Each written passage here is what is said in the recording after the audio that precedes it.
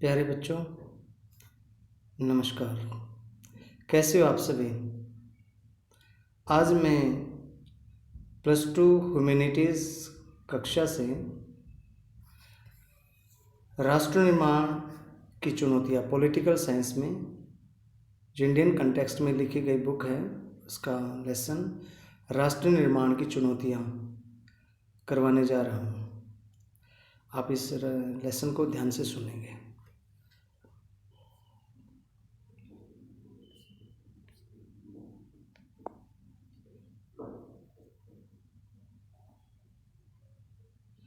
तो हमारा लेसन है राष्ट्र निर्माण की चुनौतियाँ। ये लेसन मैं आपकी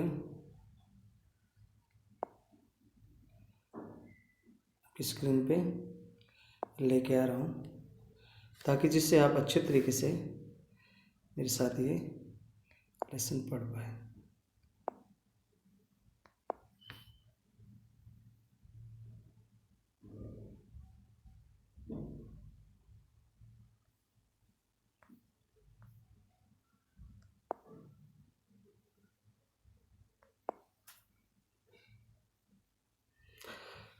तो आइए शुरू करते हैं हमारा लेसन राष्ट्र निर्माण की चुनौतियाँ। इस लेसन में हम जो इसको शुरू कर रहे हैं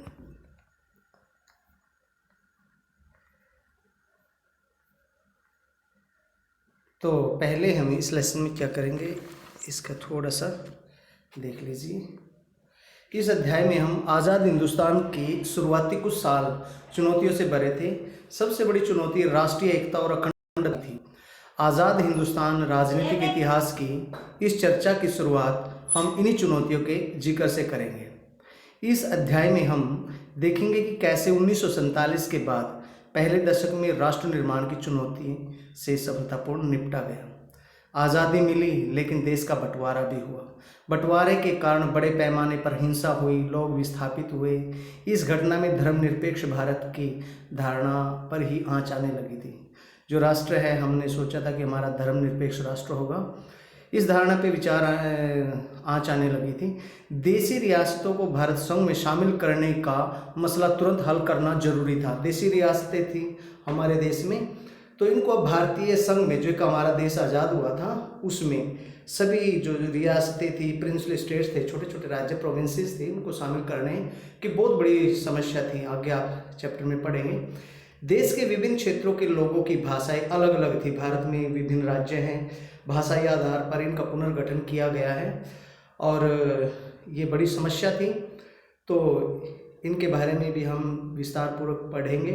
देशी रियासतों को भारत संघ में किस प्रकार शामिल किया गया, सरदार वल्लभ भाई पटेल जी का क्या उसमें योगदान रहा, देश के विभिन्न क्षेत्रों के लोगों की भाषाएं कैसे अलग अलग थी और लोगों की आकांक्षाओं का ख्याल रखते हुए देश के अंदरूनी सीमाएं रेखाएं फिर दोबारा से तय की गई थी। लगभग उसमें 564 के लगभग जो हमारी देशी रियासतें थी, उन रियासतों को संगठित किया गया और एक देश है इंटीग्रेट किया गया, देश में ज्वाइन करवाया गया। और ये बड़ी भारी हमारे लिए समस्या थी उनको इंटीग्रेट कराना। जो सरदार वल्लभ भाई पटेल है, जो उप प्रधानमंत्री थे उस समय, उनका बड़ा क्रूशियल, बड़ा इंपॉर्टेंट रोल रहा है। तो देश के विभिन्न क्षेत्रों के लोगों की भाषाएं अलग अलग थी। लोगों की आकांक्षाओं का ख्याल रखते हुए देश की अंदरूनी सीमा रेखाएं फिर से तय की गई, यानी उन्हें राज्य पुनर्गठन किया गया। अगले 2 अध्यायों में, इससे आगे जो अध्याय आएंगे, दूसरी चुनौतियों की भी चर्चा करेंगे। बहुत सारी जो नेशनल बिल्डिंग में हमारी चुनौतियां सामने आती हैं, वो सारी समस्याएं हम इसमें देखेंगे। तो इसमें जो पिक्चर दी गई है यहाँ पे, इस पिक्चर को देखिए, ये थोड़ा सा, और नीचे कुछ लिखा गया है। इसमें कहा गया कलकत्ता 1947 दंगा प्रभावित क्षेत्रों में शांति स्थापित करने के लिए हिंदू और मुस्लिम समुदाय के लोग भारत और पाकिस्तान का झंडा फहराते हुए 2 राष्ट्रों में बंट गया था। द्विराष्ट्र का सिद्धांत मुस्लिम लीग लेकर आई थी। 2 राष्ट्रों का हमारा देश 2 भागों में बंट गया था। जो भारत स्वतंत्रता से पहले था वो भारत नहीं था। भारत 2 टुकड़ों में बंट चुका था और ये 2 टुकड़े थे, पाकिस्तान और जो हिंदुस्तान। तो शहर में गश्त कर रहे ट्रकों पर चढ़े इन लोगों का यह चित्र विभाजन की खुशी, त्रासदी और दोनों को एक साथ बयान करता है। ये लोग खुश भी दिखाई दे रहे हैं इस चित्र में, लेकिन ये खुशी कैसी थी, आज़ादी की खुशी थी, लेकिन साथ में ही देश का विभाजन हुआ था, बड़े ही दुख की घटना थी। तो इसमें आगे थोड़ा चैप्टर को हम पढ़ते हैं। इसमें राष्ट्र निर्माण की चुनौतियां हमारा अध्याय शुरू हो जाता है। तो इसमें सन 1947 के 14-15 अगस्त की मध्य रात्रि को हिंदुस्तान आज़ाद हुआ। स्वतंत्र भारत के प्रथम प्रधानमंत्री थे जो श्री जवाहरलाल नेहरू जी। जवाहरलाल नेहरू ने इस रात संविधान सभा के एक विशेष सत्र को संबोधित किया। संविधान सभा का एक सत्र बुलाया गया, उसको संबोधित किया। उनका यह प्रसिद्ध भाषण भाग्यवधू के चिर प्रतिष्ठित भेंट, जिसको अंग्रेजी में ट्रिस्ट विद डेस्टिनी के नाम से ये जो लेक्चर उनका जाना गया नेहरू जी का, 14-15 अगस्त की रात थी, मध्य रात्रि को देश आज़ाद हुआ था।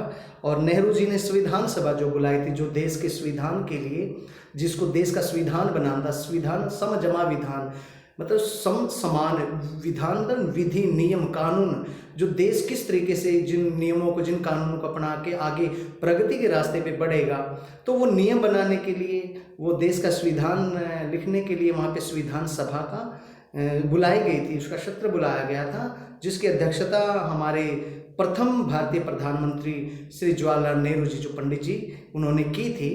और 14-15 की रात्रि को, 14-15 की रात्रि मतलब 14 जो अगस्त था, पाकिस्तान लागू हुआ था, इस्लामिक राष्ट्र बना, इस्लाम धर्म के ऊपर उसकी नींव रखी गई।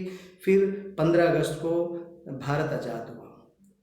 तो उस समय भारत के प्रथम प्रधानमंत्री श्री जवाहरलाल नेहरू जी ने उस विधानसभा में एक भाषण दिया था, जो बड़ा इंपॉर्टेंट है, इस नाम को याद रखें, ट्रिस्ट विद डेस्टिनी, भाग्यवधू से चिर प्रतिष्ठित भेंट, यानी भाग्यवधू, यानी जो ऐसे काफ़ी दिनों बाद चिर प्रतीक्षित भेंट हुई हमारी भाग्यवधू से, इस तरीके से उन्होंने इस नाम से, बड़ा ही फेमस भाषण है। हिंदुस्तान की जनता इसी क्षण की प्रतीक्षा कर रही थी। आपने इतिहास की पाठ्य पुस्तकों में पढ़ा है कि हमारी आज़ादी की लड़ाई में कई आवाज़ें बुलंद थी। बहरहाल 2 बातों पर सबकी सहमति थी, 2 बातों पर हमारी सबकी सहमति थी। पहली बात थी कि आज़ादी के बाद देश का शासन किस तरीके से चलाया जाएगा, और ये हमने पहले ही प्री डिसाइडेड था ये कि हम जैसे हमारा देश आज़ाद होगा, हम लोकतांत्रिक तरीके से अपने देश को चलाएंगे, लोकतांत्रिक सरकार है वो चलाएगी। और दूसरा ये हमने निर्णय ले लिया था कि सरकार सबके भले के लिए काम करेगी, सबके भले के लिए काम करेगी मतलब, और लोकतांत्रिक तरीके से हमारे देश का शासन चलेगा। लोकतांत्रिक तरीके से लोगों के द्वारा सरकार चुनी जाएगी, लोग सरकार में जो बनाएंगे, निर्माण करेंगे, वो जनता के प्रतिनिधि होंगे, जनता की इच्छाओं के अनुसार, उनकी आशाओं के अनुसार वो देश का शासन चलाएगी। संविधान लिखा जाएगा लचीला, कठोर, जिस भी तरीके से ऐसा कानून, ऐसा नियम बनाए जाएंगे, ऐसा विधान, ऐसा संविधान लिखा जाएगा जिससे कि हमारा देश प्रगति के रास्ते पर दौड़ पड़े। बस ये हमारी इस विधानसभा की उस समय आकांक्षा थी। तो हिंदुस्तान की जनता इस क्षण का प्रतीक्षा कर रही थी। हमारी जो 2 बातों पर सहमति बनी थी, और पहला कि लोकतांत्रिक तरीके से हमारे देश को चलाया जाए, और सरकार सबके भले के लिए काम करे। सबके भले का मतलब हिंदू, मुस्लिम, सिख, ईसाई, बौद्ध या अल्पसंख्यक जो भी हमारे देश में रहता है, सभी के भले के लिए, किसी के साथ कोई भी किसी प्रकार का भेदभाव ना हो, कानून के समक्ष सभी समान हो, वगैरह वगैरह हमने जो यहाँ पे देखे थे। तो इसके बाद हम आगे, तो बहुत सारी चुनौतियाँ थी उस समय। 1947 का जो वर्ष था वो अभूतपूर्व हिंसा और विस्थापन की त्रासदी का साल था। बच्चों, हम समझते आज़ादी खुशी लेकर आई थी, खुशी तो हमारे लिए लेकर आई थी। 200 साल बाद अंग्रेजी शासन से हमें मुक्ति मिली थी, किंतु ये खुशी कैसी थी? ये खुशी वो खुशी नहीं थी। इस खुशी में हिंसा थी, हिंसा भी हो रही थी। खुशी तो थी हमें देश आज़ाद, हिंसा थी, लोग एक दूसरे को मार रहे थे, लाखों लोग मारे गए थे। 1947 में जो पार्टीशन हुआ था, भारत और पाकिस्तान बने थे, तो ये विस्थापन, एक जगह से लोग, लाखों लोग बेघर होकर दूसरी जगह पे जाके बसे गए थे, लाखों लोग मारे गए, बेघर हो गए। तो इस तरीके से ऐसा ही हमारा साल था। तो ये इसके आगे ये आप नेहरू जी को देख सकते हैं ये 15 अगस्त को 1947 को लाल किले के प्राचीर से भाषण दे रहे हैं हमारे भारत के प्रथम प्रधानमंत्री जवाहरलाल नेहरू। ये उस समय के अखबार की कटिंग है, यहाँ पे दी गई है द हिंदुस्तान टाइम्स की। इसके बाद हमारे देश के राष्ट्र जो हमारा नेशनल बिल्डिंग था, नेशनल बिल्डिंग में 3 प्रमुख चुनौतियाँ थी, और 3 चुनौतियाँ कौन कौन सी थी ये इसमें बताई गई थी। तो 3 चुनौतियाँ थी। प्रथम जो क्या थी, मुख्य तौर पर भारत के सामने 3 तरीके की चुनौतियां थी। पहली और तत्कालीन चुनौती थी उस समय की एकता के सूत्र में बांधे रखने की, पूरे भारत को एकता के सूत्र में कैसे बांधे रखे। छोटे छोटे स्टेट थे, मैंने आपको बताया 564 प्रोविंसेस थे, स्टेटली प्रिंस थे वहाँ पे, वो इंडिपेंडेंट थे बिल्कुल हैं। और एक ऐसा भारत था जो ब्रिटेन के नियंत्रण में था, ब्रिटिश अधिकारियों के नियंत्रण में था वो भारत, जिसको वो छोड़ के गए थे, तो वो संतर्त हुआ था।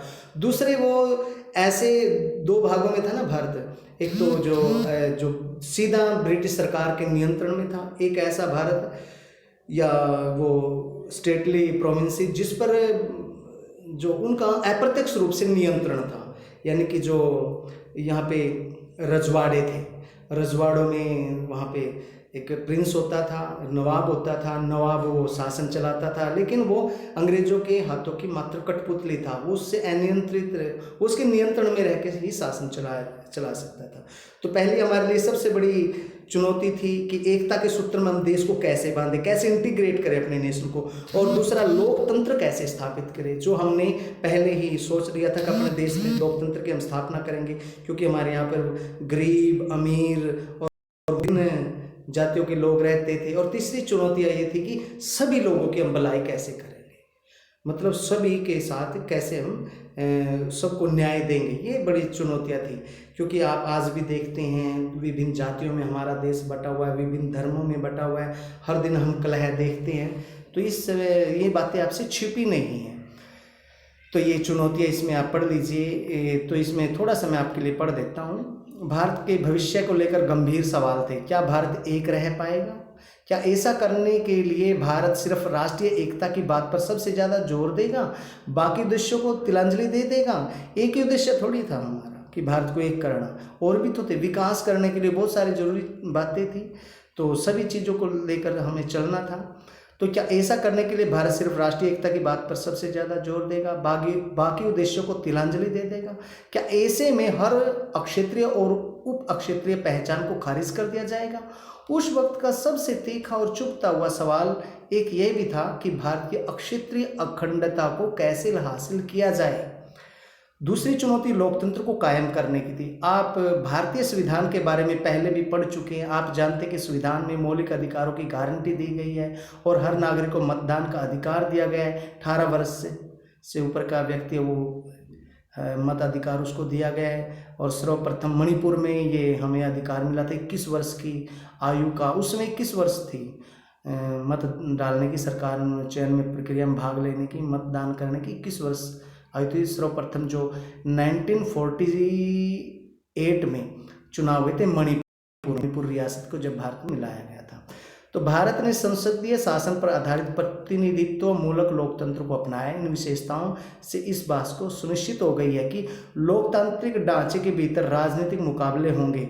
लोकतंत्र को कायम करने के लिए लोकतांत्रिक संविधान जरूरी है। राजनीतिक मुकाबले का मतलब है कि लोकतंत्र में जो पार्टियां होंगी, जो पार्टी दल के नेता होंगे, वो लोगों की इच्छा अनुसार उनका शासन चलाएंगे। यदि वो उसमें असफल रहते हैं, लोगों की इच्छाओं के अनुसार वो व्यवहार नहीं करते, शासन नहीं चलाते, तो फिर अगले आने वाले समय में जो निश्चित अवधि थी 5 वर्ष बाद चुनाव होते थे, उसके बाद उनको हटा दिया जाएगा। तो ये चीज़ें वहाँ पे रखी गई थी।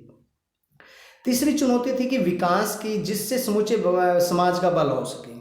एक तबके का नहीं, एक विशेष अधिकार से या विशेष जाति संप्रदाय से संबंध रखने वाले व्यक्ति का ही नहीं, बल्कि संपूर्ण समाज का भला हो सके, ये हमारी सबसे बड़ी चुनौती थी। संविधान ने राज्य के लिए नीति निर्देश सिद्धांतों के अंतर्गत लोक कल्याण के उन लक्ष्यों को भी स्पष्ट कर दिया जिन्हें राजनीति को जरूर पूरा करना चाहिए। अब असली चुनौती आर्थिक विकास तथा गरीबी के खात्मे के लिए कारगर नीतियों को तैयार करने की थी। उस समय बेटा हमारे देश में हम सुई भी नहीं बना सकते थे, तो अब ऐसे इतने गरीब हमारा देश था, अंग्रेजों ने कुछ नहीं छोड़ा था, यहाँ पे सब कुछ वो बांध के जुड़ के यहाँ से ले गए थे।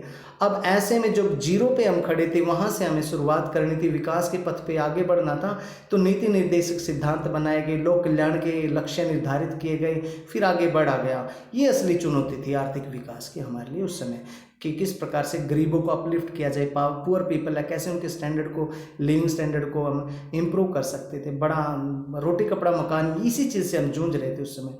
आज़ाद हिंदुस्तान ने इन चुनौतियों को आगे क्या रुख अपनाया, संविधान में तय किए गए विभिन्न लक्ष्यों को हासिल करने की दिशा में कहाँ तक सफलता मिली, इस पूरी किताब में इन्हीं सवालों को खंगालने की प्रयास किए गए हैं।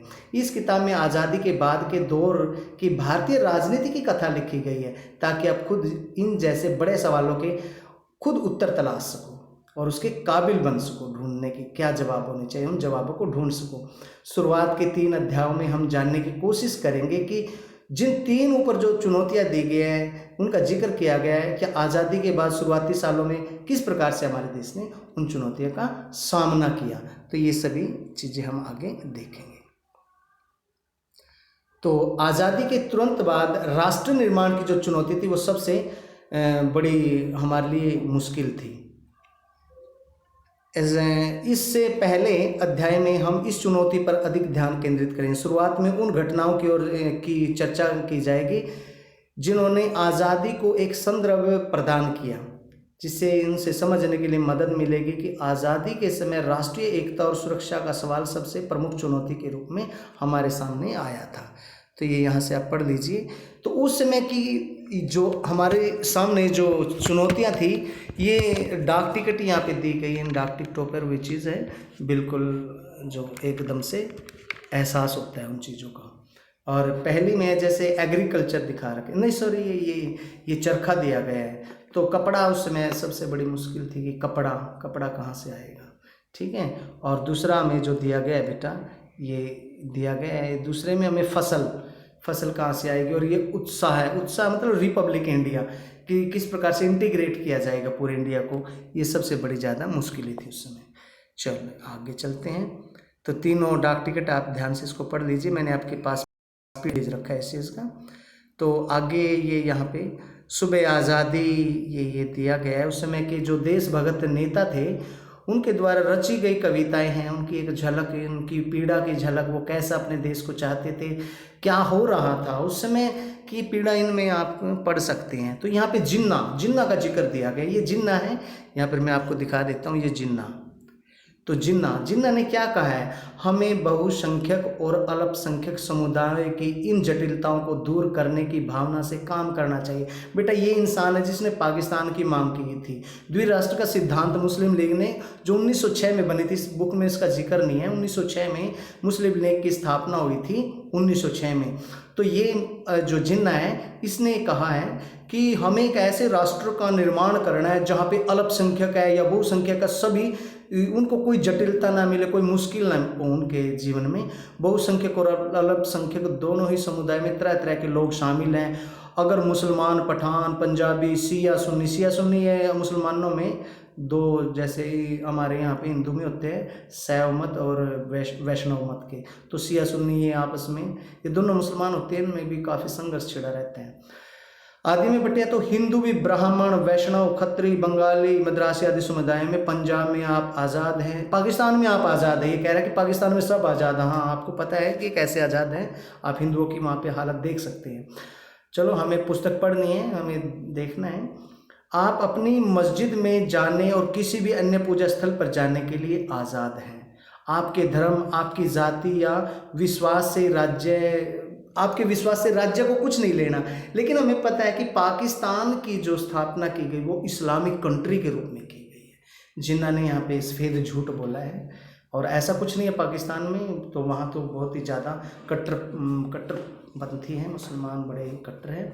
तो मुस्लिम ऐसा नहीं है, हिंदुस्तान में जो मुसलमान हैं वो देख लीजिए काफ़ी हद तक आपको उनमें इम्प्रूवमेंट अच्छा मिलेगा, वहाँ से बजाय वो काफ़ी अच्छे हैं।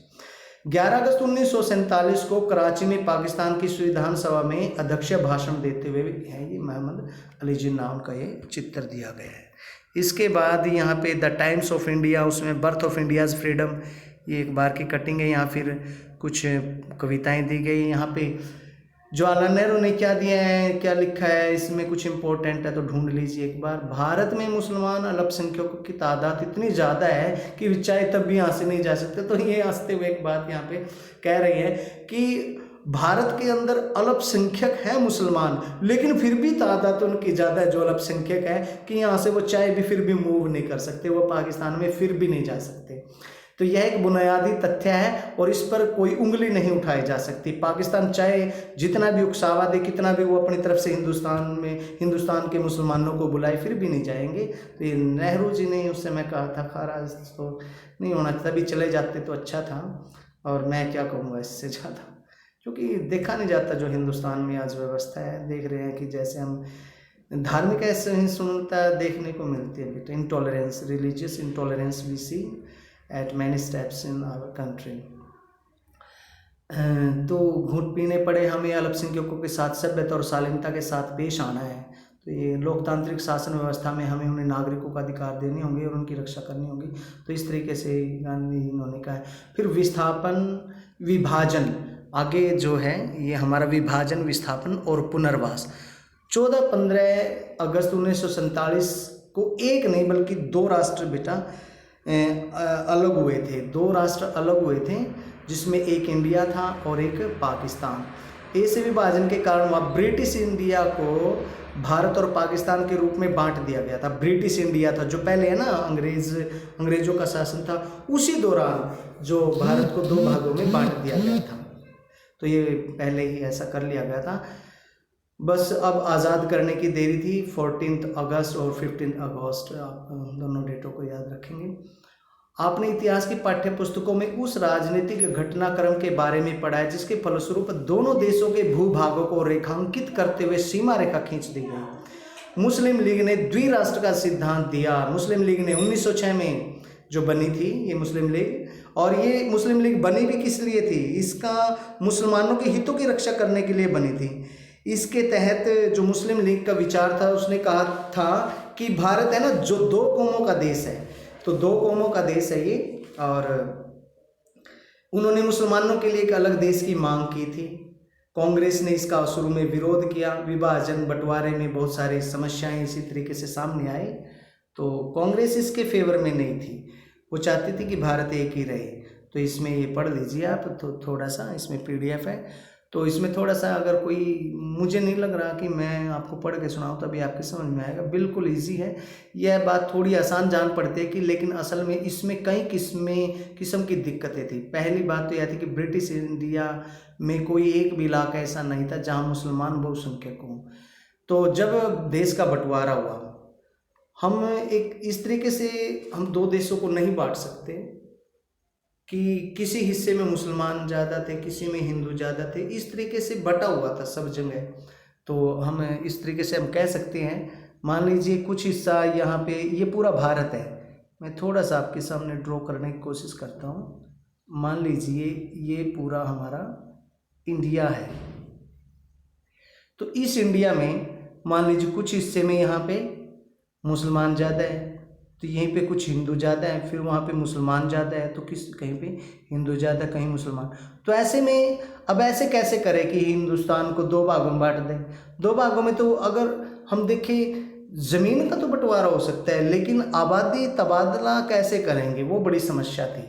अब ऐसा कैसे करें, तो कुछ डिस्ट्रिक्ट ऐसे थे जिनमें हिंदुओं की संख्या ज़्यादा थी, कुछ डिस्ट्रिक्ट ऐसे थे जिनमें मुसलमानों की संख्या ज़्यादा थी। तो हमने इसी तरीके से फिर एक पाकिस्तान देश यहाँ पे जो पश्चिमी भारत है उसके हिस्से में पाकिस्तान, और फिर यहाँ पे एक बांग्लादेश जो बना था, क्योंकि बांग्लादेश को भी, और इसी तरीके से पंजाब में आधा जो पंजाब है पाकिस्तान के अंदर चला गया, आधा पंजाब है हिंदुस्तान के अंदर चला गया। पाकिस्तान में जो पंजाब गया तो उसमें मुसलमानों की तादाद ज़्यादा थी, लेकिन जो हिंदुस्तान में पंजाब आ गया उन डिस्ट्रिक्ट्स में पंजाब के हिंदू सिखों की जनसंख्या ज़्यादा थी। तो इस तरीके से वहाँ पे बंटवारा किया गया, लेकिन फिर भी बहुत सारे बड़ी एक तादाद है जो मुसलमानों के हमारे देश में रह गई। ये बड़ी हमारे लिए समस्या थी ऐसा देश का बंटवारा करना। तो तीसरी समस्या और भी विकट थी, ब्रिटिश इंडिया के मुस्लिम बहुल प्रांत पंजाब और बंगाल। ये सारा ऐसा इसमें बताया गया है। धार्मिक बहुसंख्यकों के आधार पर होगा, इसमें जिले अथवा निचले सत्र के प्राथमिक हल्के के आधार पर माना जाएगा। 14-15 अगस्त 1947 की मध्य रात्रि तक यह फैसला नहीं हो पाया था। इसका मतलब यह हुआ कि आज़ादी के दिन तक अनेकों लोगों को यह नहीं वे भारत में है या पाकिस्तान में व्यवस्था थी। पंजाब और बंगाल का बंटवारा विभाजन की सबसे बड़ी त्रासदी साबित हुआ। तो यहाँ पे ये PDF है, इसको पढ़ लेना आप, ठीक है। ऐसे इसमें द्विराष्ट्र का सिद्धांत वगैरह सारा जो मैंने अभी आपको समझाया वो इसके अंदर दिया हुआ है। तो इसी समस्या से जुड़ी चौथी और विभाजन की समस्या थी अबूझ घटनाएं। अल्पसंख्यकों की थी। सीमा के दोनों तरफ अल्पसंख्यक थे। जो इलाके अब पाकिस्तान में है वहाँ लाखों की संख्या में हिंदू और सिख आबादी थी। ठीक इसी तरह पंजाब और बंगाल के भारतीय इलाकों में भी मुसलमानों की एक बड़ी तादाद थी। तो इस तरीके से हमने देखा वहाँ पे। तो यहाँ पे आप देख लीजिए, ये देश के बंटवारे के समय जब 1947 में एक जगह से आबादी दूसरी जगह जाने के लिए मजबूर हुई थी, तो आबादी का स्थानांतरण आकस्मिक हुआ था, अचानक से हुआ था, अनियोजित तरीके से हुआ था। त्रासदी भरा ये वर्ष था और मानव इतिहास की इससे बड़ी भूल शायद नहीं हो सकती, इतनी बड़ी ये त्रासदी थी। तो फिर इनके बीच में जो फूट पड़ी थी उसका यहाँ पे जिक्र दिया। मेहमान नवाजी में कसर, दंगाइयों ने चलती ट्रेन को रोक लिया, गैर मजहब के लोगों को खींच खींच के निकाला और तलवार तथा गोली से मौत के घाट उतार दिया। बाकी यात्रियों को हलवा, फल, दूध दिया गया। आयोजकों के मुखिया ने कहा कि बहनों भाइयों, ट्रेन के आने की खबर है ज़्यादा देर से मिली।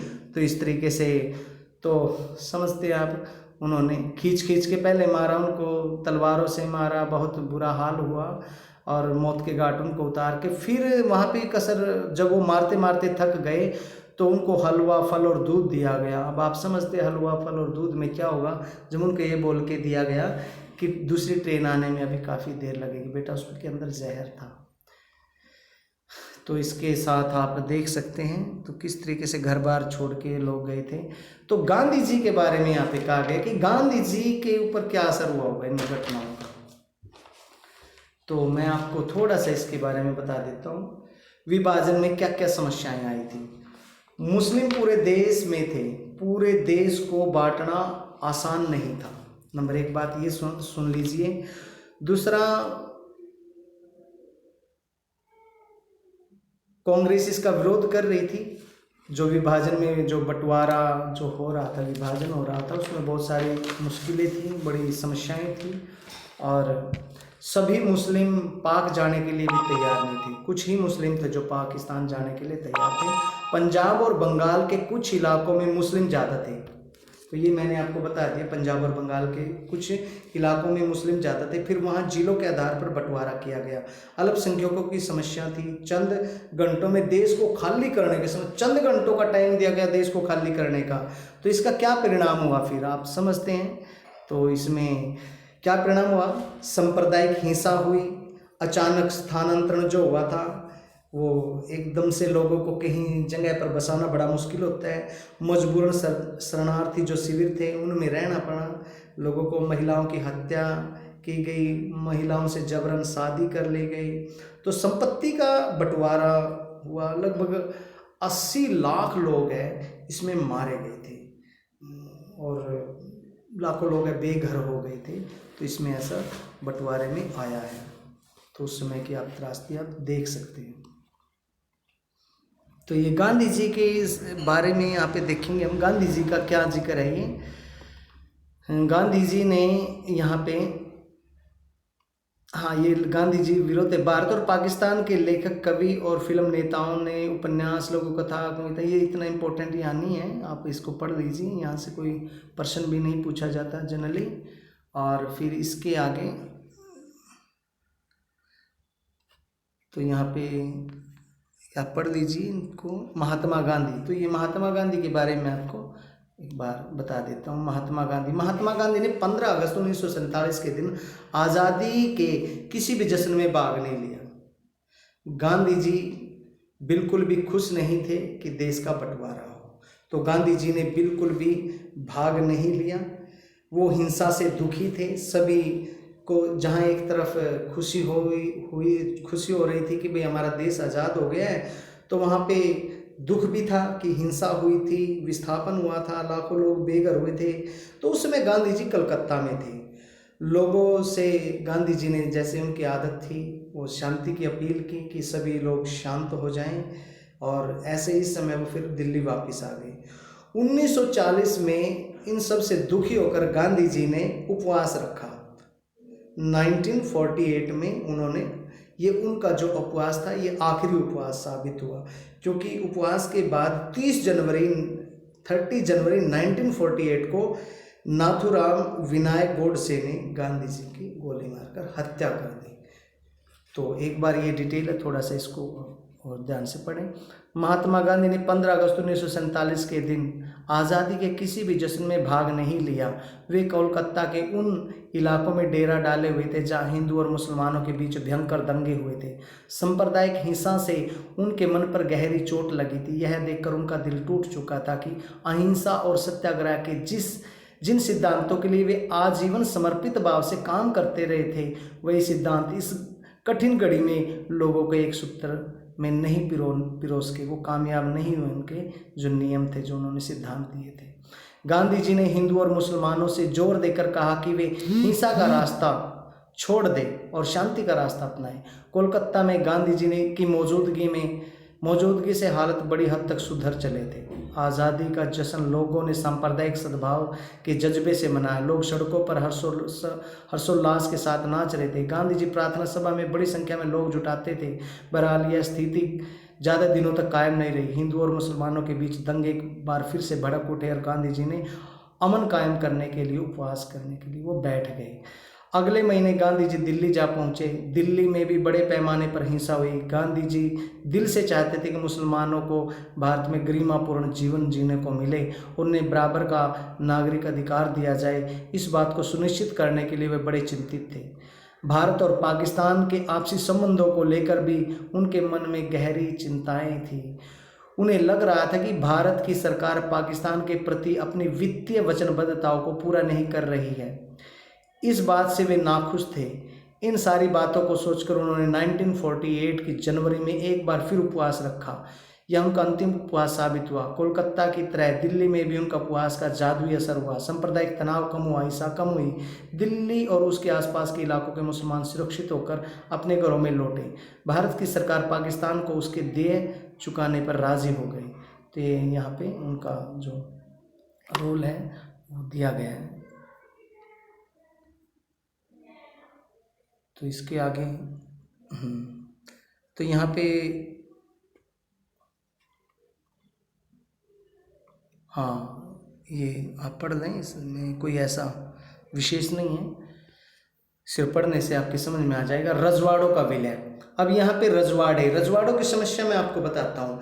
रजवाड़ों से क्या मतलब है?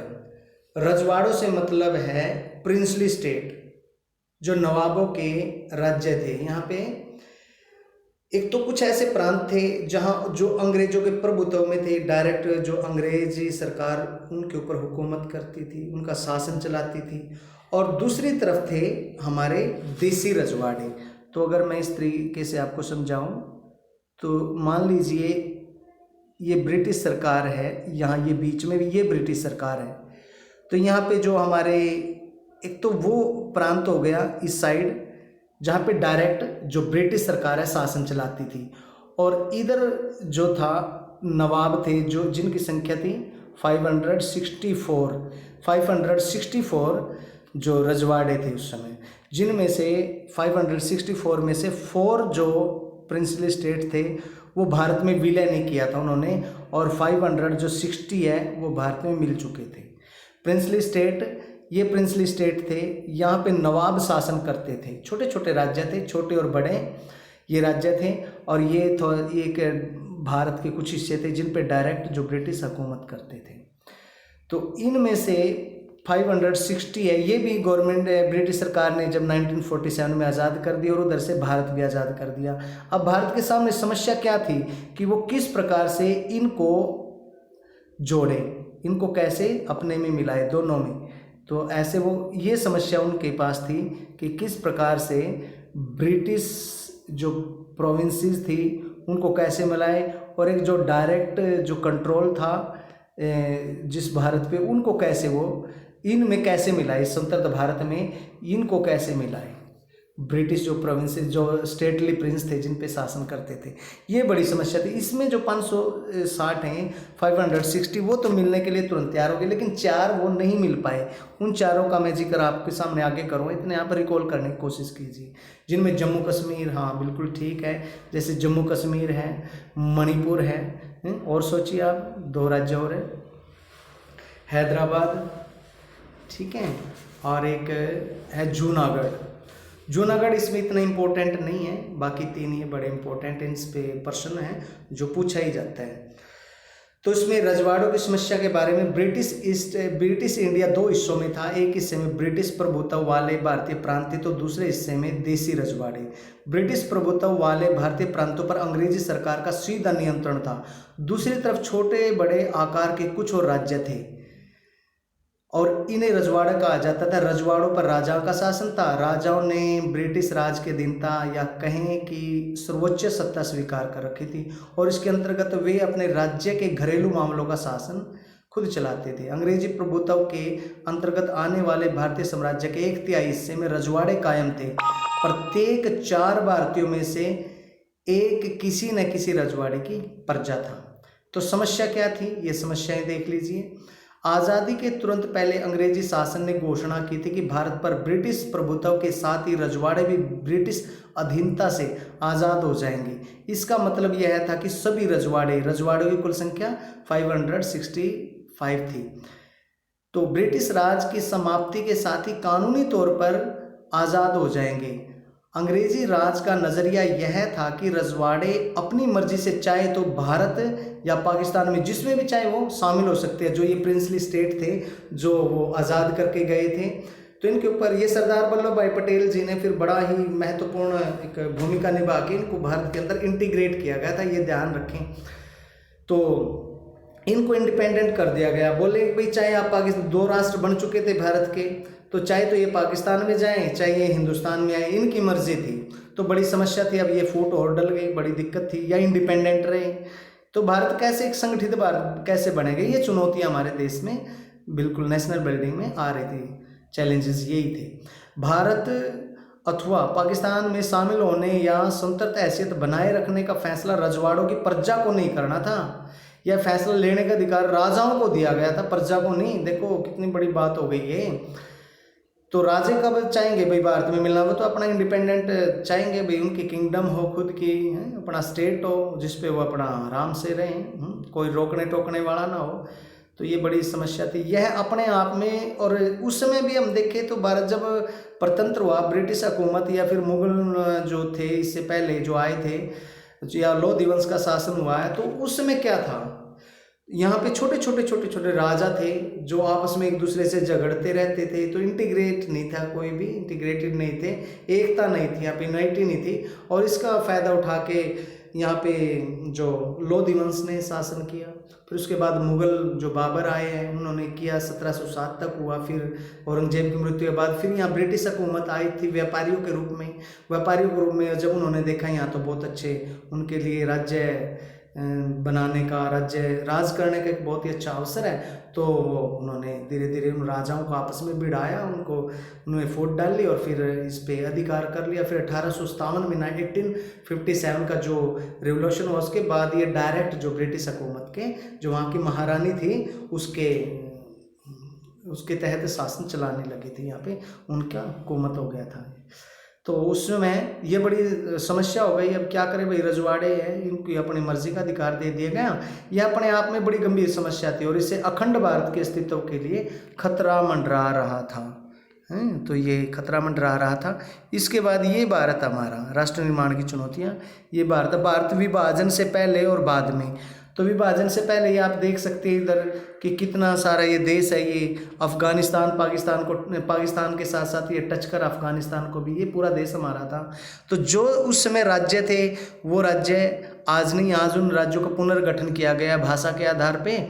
तो पुनर्गठन से पहले जो हमारे पंजाब की रियासत है, इधर इसमें मैप में देखिए बलूचिस्तान है, पंजाब की रियासत है, अजमेर की, मेवाड़ की, गुजरात है, राजपूताना रियासत है, तो ये बनारस रियासत है, बिहार है, तो ये बहुत सारी इसमें रियासतों में बटा हुआ है। कोल्हापुर की रियासत है, मैसूर, मद्रास है, ये हैदराबाद रियासत, ये सारी इसी में थी।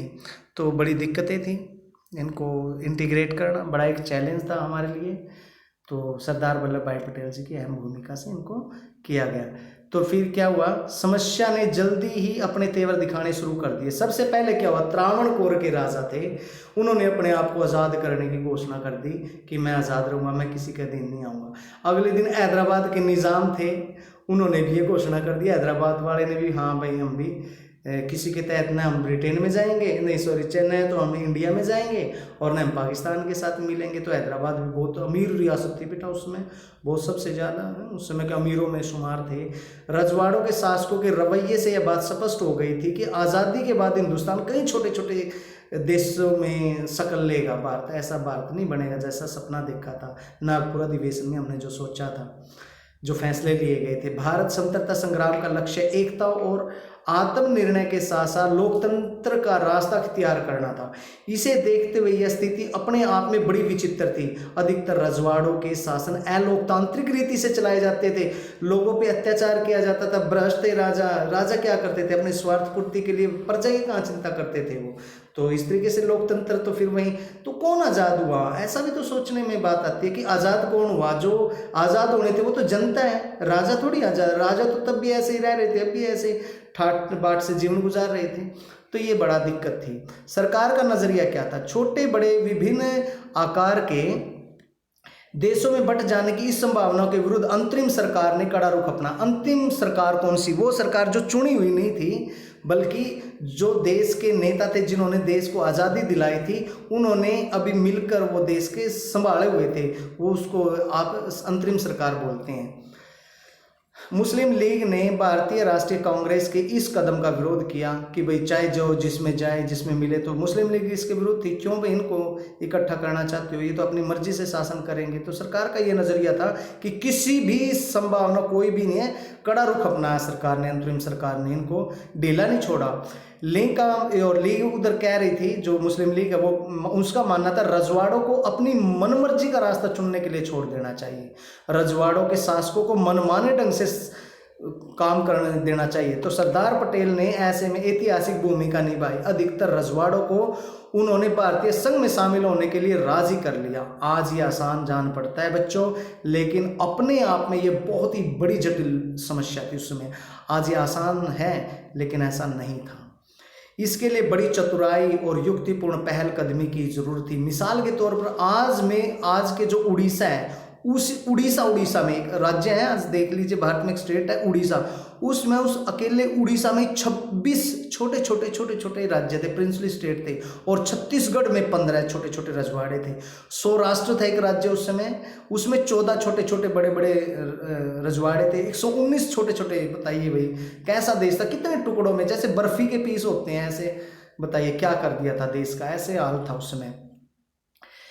तो कैसे संभलेगा, कैसे देश एकता के सूत्र में बंधेगा, कैसे पावरफुल राष्ट्र बनेगा, ये बड़ी समस्या थी। देशी रजवाड़ों की इस चर्चा को हम 3 बातें सामने आती है। पहली बात तो यह कि अधिकतर रजवाड़ों के लोग भारतीय संघ में शामिल होना चाहते थे। जो रजवाड़ों के लोग थे, वहाँ की जनता थे, वो भारत में शामिल होना चाहते थे। दूसरी बात यह कि भारत सरकार का रुख लचीला था और वह कुछ इलाकों में स्वायत्तता देने के लिए तैयार थी। भारत सरकार ने कहा कि कोई बात नहीं, ये नहीं मानते, हमारे साथ नहीं रहते, कम से कम ये कंडीशन मान लीजिए जो हम कह रहे हैं कि एक तो जनता की भलाई के लिए लोकतांत्रिक व्यवस्था आप अपनाएं, हमारे साथ मिलके काम करें। तो इस तरीके से उन्होंने किया, तो स्वायत्तता देने के लिए वो तैयार हो गए, लचीला रुख अपनाया भारतीय सरकार ने। क्योंकि अभी देश आज़ादी हुई थी, तो कैसे उन पर कड़ा रुख तो नहीं अपना सकता, ये बड़ी मुश्किल थी उस समय।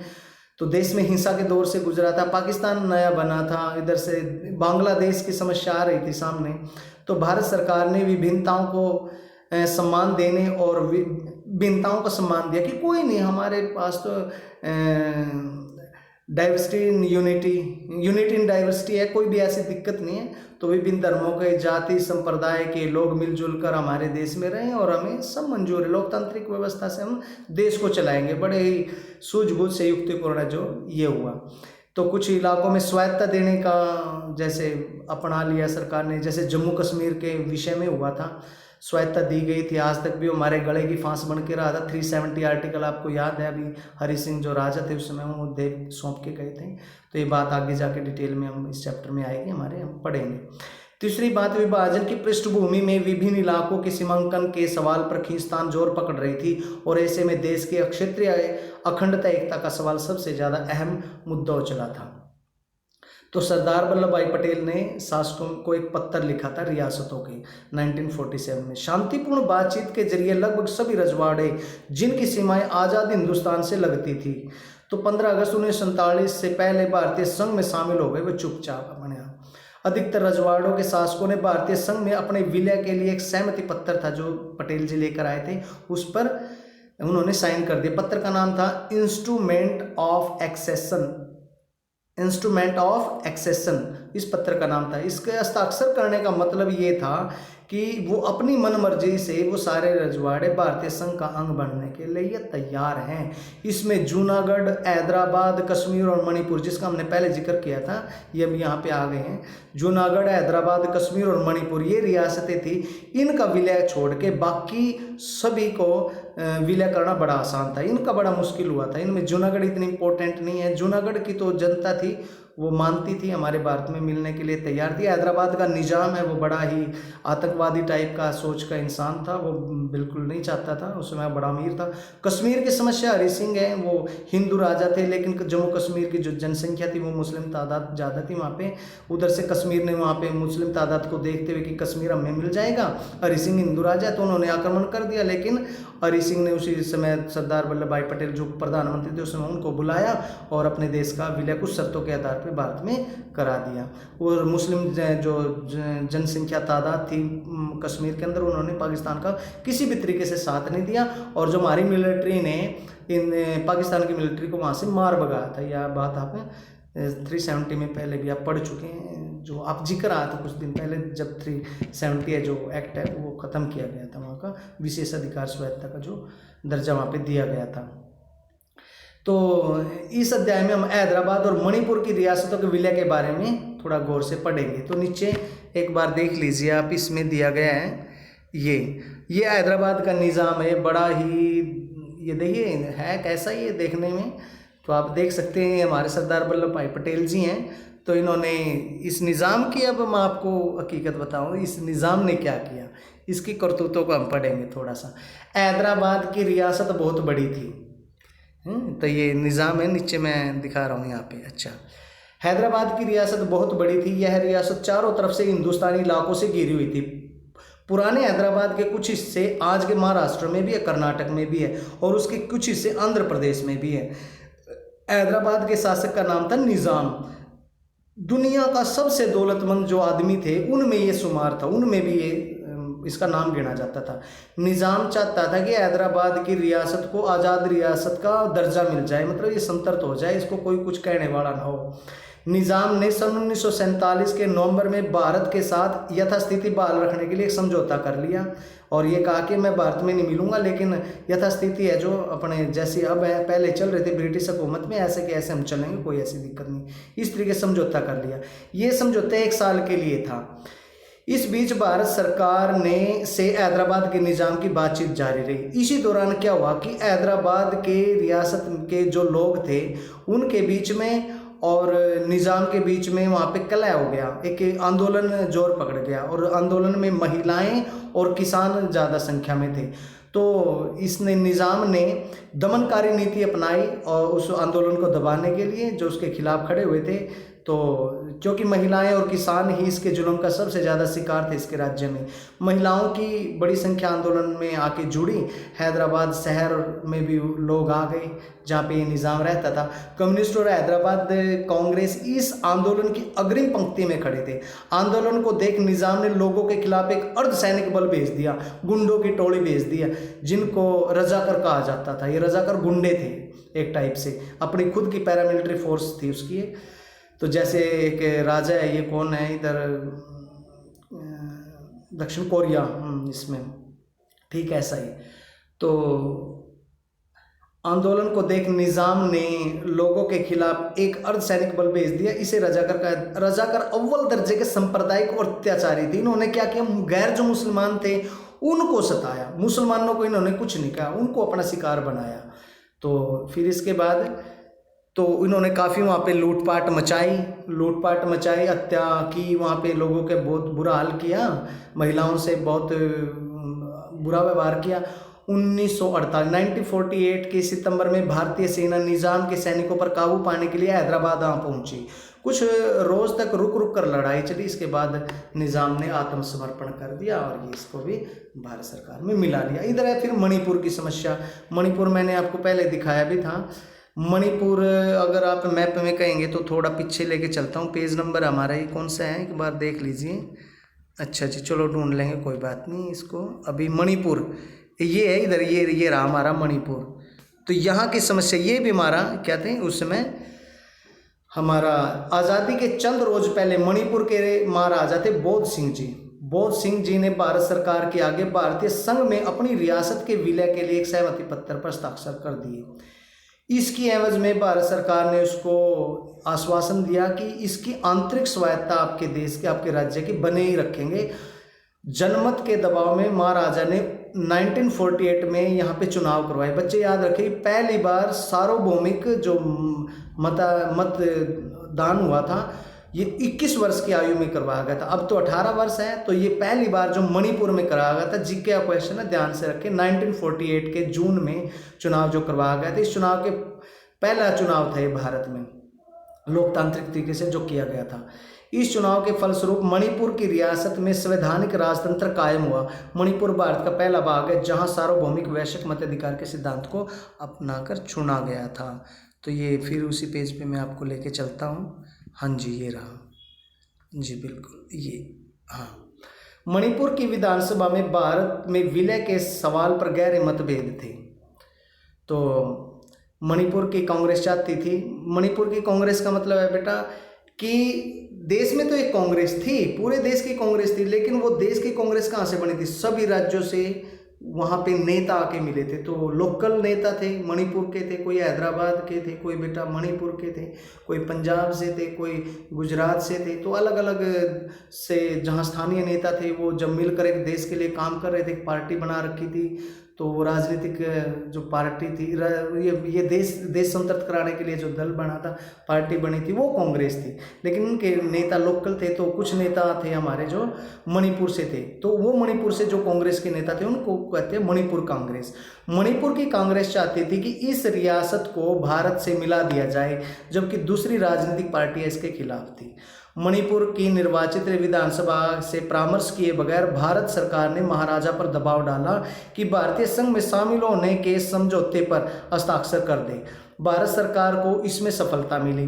मणिपुर के इस कदम को लेकर लोगों में क्रोध आया, नाराजगी हुई, आज भी है। और ये देखने को मिलती है बेटे, वहाँ पे बोडोज हैं, बोडोज जो आतंकवादी है वहीं के हैं, पैदाइश ही है। इसका असर आज भी देखने को मिलता है। बोडोज आतंकवादी है वो बेटा, आज भी इसी चीज़ का, इसी वजह से वहाँ पे हमारे देश का विद्रोह करते थे। तो राज्यों का पुनर्गठन, ये हमारे सामने अब समस्या आई। क्या आई, बंटवारों और देशी रियासतों के विलय के साथ ही राष्ट्र निर्माण की प्रक्रिया का अंत नहीं हो गया। अब तो विलय तो हो गया, लेकिन अब यहाँ पे ये नहीं कह सकते हम कि सारे राज्य हमने मिला लिए, जम्मू कश्मीर में मिला लिए। जम्मू कश्मीर की समस्या आगे थोड़ा आगे करवाऊंगा मैं, अभी आएगी, आपके चैप्टर में आएगी।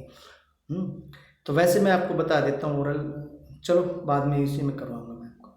राज्यों का पुनर्गठन, बंटवारे और देशी रियासतों के विलय के साथ ही राष्ट्र निर्माण की प्रक्रिया का अंत नहीं हुआ। अब क्या समस्या आ गई कि राज्यों का भाषा के आधार पर पुनर्गठन किया जाए। 1920 में नागपुर में एक अधिवेशन हुआ था।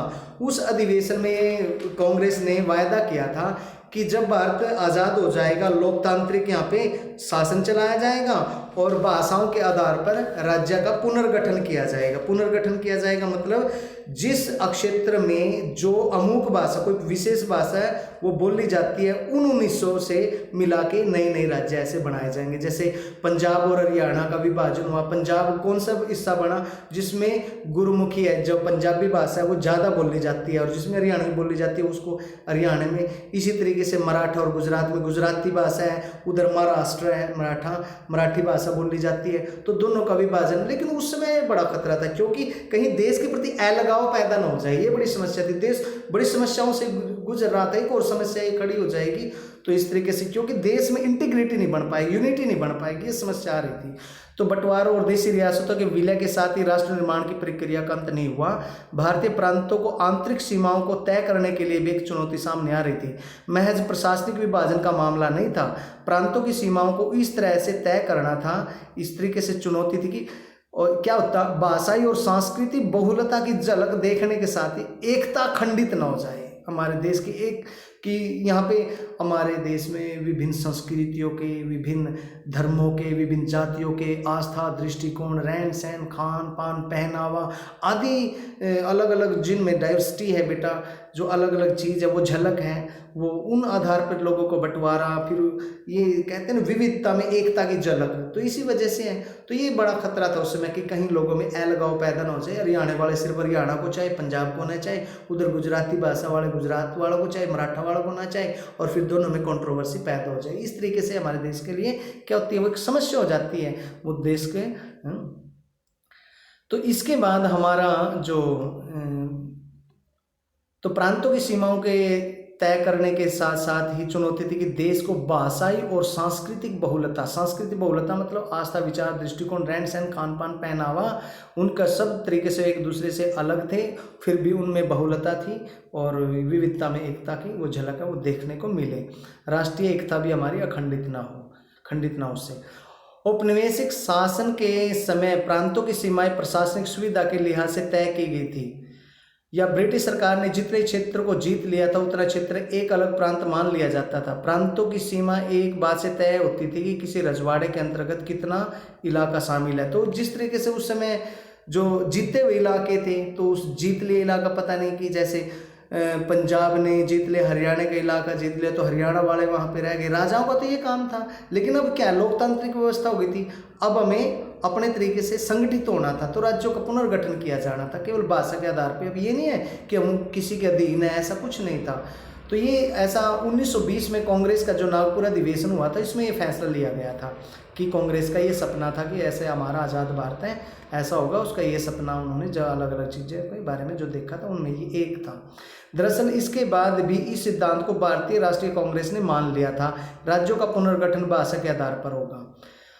अनेक प्रांतीय कांग्रेस समितियों को भाषाई इलाकों के आधार पर बनाया गया था। ये समितियां ब्रिटिश इंडिया के प्रशासनिक विभाजन को अपने कामकाज में नहीं करने देती थी उससे ठीक तरीके से। आज़ादी और बंटवारे के बाद स्थितियां बदली। हमारे नेताओं को चिंता होने लगी कि अगर भाषा के आधार पर प्रांत बना दिए गए तो इससे अव्यवस्था फैल सकती है तथा देशी साथ में देश टूटने का खतरा भी हो सकता है। हमारे नेताओं को यह भी लग रहा था कि भाषावार राज्यों के गठन से दूसरी सामाजिक आर्थिक जो चुनौतियां हैं उनसे ध्यान भटक जाएगा, जब देश इन चुनौतियों की चपेट में है। जबकि केंद्रीय नेतृत्व ने इस मसले को स्थगित करने का फैसला किया। रजवाड़ों का मसला अभी तक हल नहीं हुआ था, बंटवारे की यादें अभी ताज़ा थी। केंद्रीय नेतृत्व के इस फैसले को स्थानीय नेताओं और लोगों ने चुनौती दी। पुराने मद्रास प्रांत के तेलुगु भाषी क्षेत्रों में विरोध भड़क उठा। उस समय क्या था, मद्रास आज का मद्रास छोटा सा नहीं था, मद्रास वो था लगभग जो पूरा दक्षिणी भारत था। ये जो पूरा दक्षिणी भारत है, ये जो नीचे हैं हम देखते हैं, ये सारा का सारा लगभग ये सारा मद्रास में आता था। इसमें बहुत सारे जो हैं आज के जो प्रेजेंट में बहुत सारे स्टेट है इसके अंतर्गत गिने जाते। तो यहाँ पे तेलुगु भाषी को लेकर सबसे पहले विवाद उठा कि तेलुगु भाषा के आधार पर एक नई राज्य का निर्माण करने के लिए लोगों में मांग आई। मद्रास भाषाई पुनर्गठन के पक्ष में थी। इस तरीके से केंद्र सरकार हाँ ना की दुविधा में थी। इसकी एक मनोदशा से यह आंदोलन ने जोर पकड़ा। कांग्रेस के नेता और दिग्गज गांधीवादी पोट्टी श्री रामालू थे, वहाँ पे जो नेता थे जो इसके फेवर में थे कि वो अलग जो राज्य पुनर्गठन करवाना चाहते थे भाषा तेलुगु भाषा के आधार पे, तो वो भूख हड़ताल पे बैठ गए। 56 दिनों तक वो लगभग भूख हड़ताल पे बैठे रहे। अंत में उनकी भूख हड़ताल के कारण मृत्यु हो गई। सरकार ने उनकी बात नहीं सुनी। तो इसके परिणाम स्वरूप क्या हुआ, बड़ी अव्यवस्था फैल गई, लोग जगह जगह पर बाहर निकले, हिंसक घटनाएं हुई। तो इस तरीके से बहुत सारे लोग घायल हुए और मारे गए। मद्रास में बहुत सारे जो विधायक थे सरकार के, उन्होंने अपनी सीटों से इस्तीफा दे दिया। आखिरकार 1952 के दिसंबर में प्रधानमंत्री ने आंध्र प्रदेश के नाम से अलग राज्य बनाने की घोषणा कर दी। तो इस तरीके से ये समस्या हमारी सामने आई। तो हम देखते हैं इसमें जो मुख्य बिंदु रहे। नागपुर जो अधिवेशन के बाद ये हुआ था, भाषा के आधार पर पहला राज्य बना था आंध्र प्रदेश। सबसे पहला राज्य कौन सा बना है? आंध्र प्रदेश। पुराने मद्रास में तेलुगु भाषी क्षेत्र पे विवाद उठा था। मद्रास में वर्तमान के आज के जो तमिलनाडु, आंध्र प्रदेश, केरल, कर्नाटक आदि राज्य सब ये शामिल है। यह विशाल आंदोलन आंध्र प्रदेश नाम का अलग राज्य बनाने की मांग कर रहा था। पोट्टी श्री रामालू अनिश्चित काल भूख हड़ताल पर बैठ गए। 56 दिनों तक उन्होंने उपवास किया और फिर अंत उनकी मृत्यु हो गई। अब उससे क्या हुआ कि हिंसा हुई, लोग भड़क उठे और वो सड़कों पर उतर आए। विधायकों ने इस्तीफा दे दिया। अंत में नेहरू जी ने जो मांग को मान लिया और 1953 में एक राज्य पुनर्गठन आयोग है उसका निर्माण किया गया, जिसने पूरे देश का सर्वे किया और पूरे देश में सर्वे करके ये देखा कि किस निश्चित भूभाग में कौन सी जनसंख्या ज़्यादा भाषा बोलती है। इस आधार पे उन डिस्ट्रिक्ट्स को लेके, उन भागों को लेके राज्यों का निर्माण करने के लिए प्रस्तावों को सरकार के पास भेजा, अपनी सिफारिशें भेजी। यह आयोग 1953 में बना था। इसका कार्य यह था कि किस भारतीय भूभाग को एक भाषा बोलने वाले लोग अधिक रहते हैं। तो राज्य पुनर्गठन अधिनियम ये 1956 में पारित हो गया था। इन्होंने अपनी सिफारिश में ये मान लिया था कि राज्यों का पुनर्गठन भाषा के आधार पर ही किया जाना चाहिए। अब आ गया कश्मीर की रियासत में हमें क्या समस्या आई। कश्मीर की रियासत यहाँ पे ये देख लीजिए, ये राज्यों पुनर्गठन के बाद का मानचित्र कौन कौन से राज्य उभर के सामने है। ऊपर देख लीजिए, जम्मू कश्मीर, पंजाब, दिल्ली, उत्तर प्रदेश, ये नए राज्य हैं। गुजरात उधर बांट दिया गया तो 2 भागों में बट गया, गुजरात और महाराष्ट्र, मैसूर, आंध्र प्रदेश, उड़ीसा, मध्य प्रदेश, बिहार, पश्चिम बंगाल, ये मद्रास, कलकत्ता, केरल, ये सारे के सारे हैं। ये आप देख लीजिए। तो कुछ संतृप्त राज्य बनाने से पहले निम्नलिखित किन मूल राज्यों के अंग थे? गुजरात किसका था बेटे? महाराष्ट्र का था। हरियाणा पंजाब का था। मेघालय, मणिपुर और छत्तीसगढ़ ये किस किस के थे आप इसमें देख लीजिए। एक बार ध्यान से चैप्टर पढ़ेंगे। देश के विभाजन से प्रभावित 2 राज्य के नाम बताइए। देश के विभाजन से प्रभावित हुए थे 2 राज्य, कौन से हुए थे? पंजाब हुआ था और दूसरा राज्य कौन सा हुआ था? बंगाल। पंजाब, क्योंकि बंगाल भी 2 भागों में बांटा था। पंजाब भी 2 हिस्सों में, एक पाकिस्तान में चला गया था, एक हिंदुस्तान में हुआ था, और इधर बंगाल एक बांग्लादेश बन गया था। ठीक है, ये बात ध्यान रखेंगे। 2 ऐसे राज्यों के नाम बताए जो पहले संघ शासित प्रदेश थे। तो यहाँ पे आप इन चैप्टर को पढ़ के इनके जवाब लिखें और ढूंढें प्रश्नों को।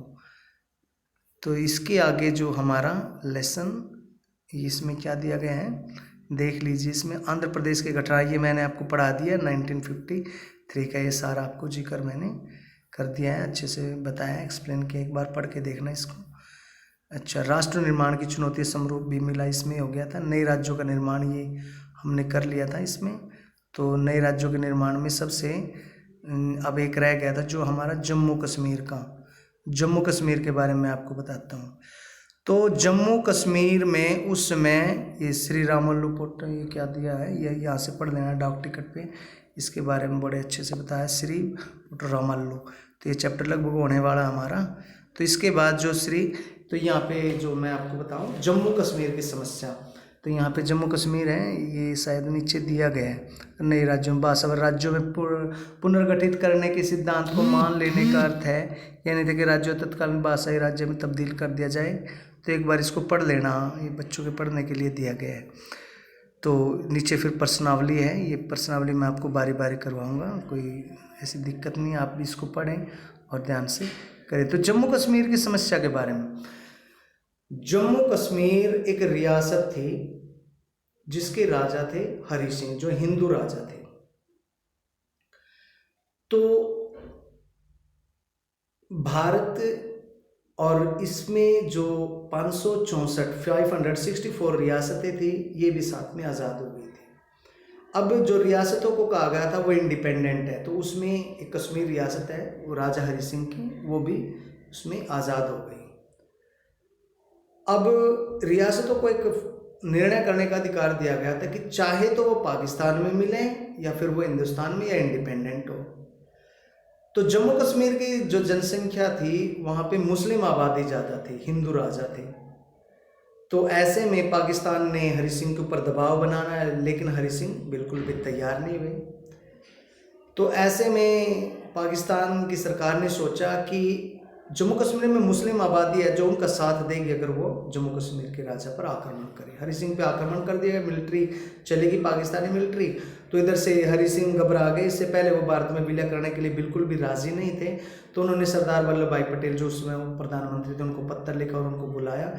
सरदार पटेल जी उनसे मिले, तो उनके बीच में समझौता हुआ और भारत सरकार ने, उस तत्कालीन प्रधानमंत्री नेहरू ने और भारत सरकार ने मिलकर जो अपना भारतीय सेना भेजी और इन पाकिस्तानी सिपाही थे, जो सेना थी, उनको वापस मार भगाया। इस प्रकार से हरि सिंह है वो भारत में विलय करने के लिए तैयार हो गए। कुछ कंडीशन रखी गई, उन कंडीशन से जो 370 का आर्टिकल है, जो अभी थोड़े दिन पहले ख़त्म किया गया है, जिसमें विशेष राज्य का दर्जा जो जम्मू कश्मीर को दिया गया था, उन शर्तों के साथ है राजा हरि सिंह भारत में सम्मिलित हुए थे।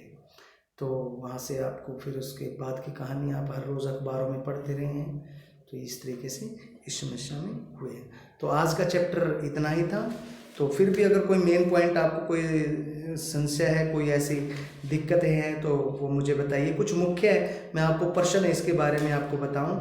आपसे प्रश्न पूछा जा सकता है कि 1947 का वर्ष कैसा था, तो आज़ादी का वर्ष कैसा था, ये इसमें आप बताएंगे कि किस तरीके से। तो फिर राज्य निर्माण की प्रमुख 3 चुनौतियां कौन सी थी, जिसमें एकता के सूत्र में बांधना, लोकतंत्र स्थापित करना, सारे समाज का भला करना।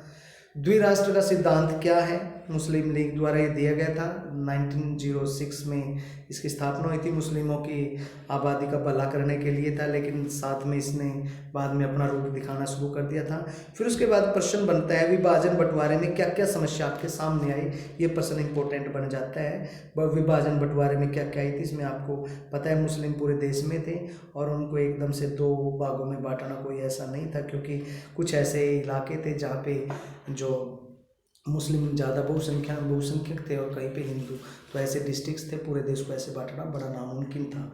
सभी मुस्लिम सारे वो पाकिस्तान में जाने के लिए तैयार नहीं थे, तो वगैरह इसमें बहुत सारी बातें हैं। तो अल्पसंख्यकों की समस्या थी, उधर चंद घंटों में देश को खाली करने की समस्या थी। विभाजन का परिणाम क्या हुआ, सांप्रदायिक ईसाई अचानक स्थानांतरण हुआ, मजबूर शरणार्थी है शिविरों में रहना पड़ा, उनको महिलाओं की हत्या की गई, जबरन उनसे शादी की गई, संपत्ति का बंटवारा हुआ, 80 लाख लोग बेघर हो गए। गांधी जी ने आज़ादी जश्न में हिस्सा नहीं लिया, क्यों, तो हिंसा से दुखी होकर, पहली बात। दूसरी, वो कलकत्ता में थे। तीसरा, वो शांति की अपील की लोग नहीं मानने, फिर वो दिल्ली आए। 1948 में उन्होंने उपवास रखा, जो उनका आखिरी उपवास था। तो इसी दौरान जो उपवास रखने से लोगों में तनाव, हिंसा की कमी हुई। नथुराम गोडसे विनायक जी ने इनको 30 जनवरी 1948 को गोली मार के इनकी हत्या कर दी। इसके बाद रजवाड़े क्या है, इनसे क्या प्राय, ब्रिटिश इंडिया 2 भागों में बटा था। एक अंग्रेजों के बिल्कुल डायरेक्ट प्रभुत्व वाले राज्य थे, एक थे देसी रजवाड़े जिनकी संख्या 564 थी। ये अंग्रेजों का सीधा नियंत्रण था। ऐसा भारत एक ऐसा था जहां राजाओं द्वारा शासन किया जाता था, लेकिन ये राजा सीधे ब्रिटिश सत्ता के अधीन थे। रजवाड़ों की समस्या क्या थी, 565 रियासतें थी, 4 रियासतें इसमें से जो आज़ाद रहने की सोच रही थी, देश के टूट जाने का खतरा बना। अंग्रेजों ने ये घोषणा की थी कि जिसकी मर्जी है वो पाकिस्तान में जाए, जो चाहे हिंदुस्तान में आए, तो ये फूट डालने की नीति थी। तो इस तरीके से तो बड़ी दिक्कत थी। सबसे पहले त्रावणकोर के राजा थे, जो उन्होंने अपने आप को आज़ाद करने का ऐलान कर दिया। अगले दिन हैदराबाद की निज़ाम ने भी घोषणा कर दी कि मैं आज़ाद रहूँगा। इससे देश टूटने का बिल्कुल खतरा जो बना रहा। उसके बाद जो रजवाड़ों के विलय में पटेल जी की क्या भूमिका रही थी। रजवाड़ों की समस्या देखकर ऐसा लग रहा था कि देश टूट जाएगा। ऐसे में पटेल जी ने अपनी समझदारी दिखाकर रजवाड़ों को भारतीय संघ में शामिल करने के लिए राजी कर लिया। रजवाड़ों के विलय में पटेल जी की भूमिका ये इंपॉर्टेंट है, बहुत ही ज़्यादा क्वेश्चन ये बेटा पूछा जा सकता है, बहुत ही इंपॉर्टेंट है। तो ऐसे में पटेल जी ने अपनी समझदारी दिखाकर रजवाड़ों को भारतीय संघ में शामिल कर लिया था, उनको राजी कर लिया।